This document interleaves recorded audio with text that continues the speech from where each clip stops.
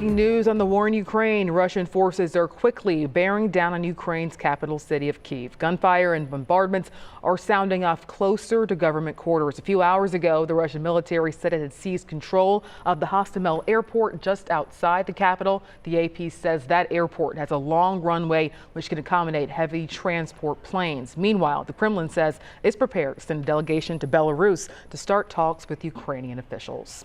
In the meantime, President Biden has been attending a summit with NATO's top leaders to draw a plan on how to respond to the crisis in the days to come. In the last hour, the Council of Europe suspended Russia at Europe's foremost human rights organization. ABC's Zorin Shah says Ukraine is calling for a diplomatic solution with Russia. As the war in Ukraine enters another day, Russian forces moving even further into the capital of Kyiv. Explosions and gunfire going off across the city.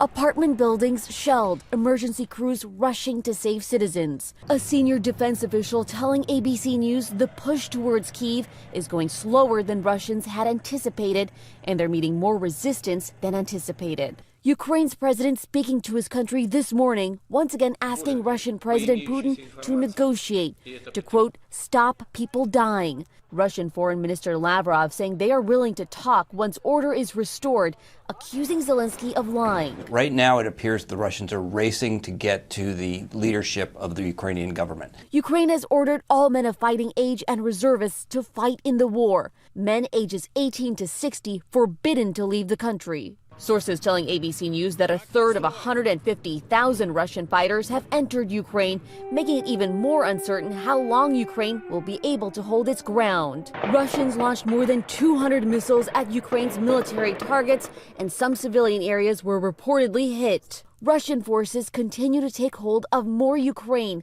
capturing Chernobyl power station, the site of the 1986 nuclear disaster.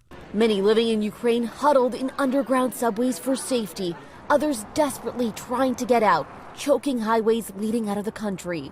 American citizen Benjamin Bilgahan says his wife and new baby are Ukrainian citizens, unable to leave without the correct paperwork for his child. Just one stupid document.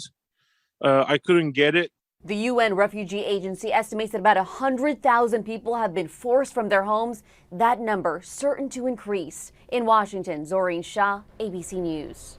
The tri-state is sending its support to Ukraine as Russian forces move in quickly on the nation's capital. We found the Cincinnati sign at the Duke Energy Center lit up overnight in the colors of Ukraine's flag. And the support continues. At 4 this afternoon, there will be a rally in support of Ukraine held at Brave Park in Loveland. We're told anyone may attend.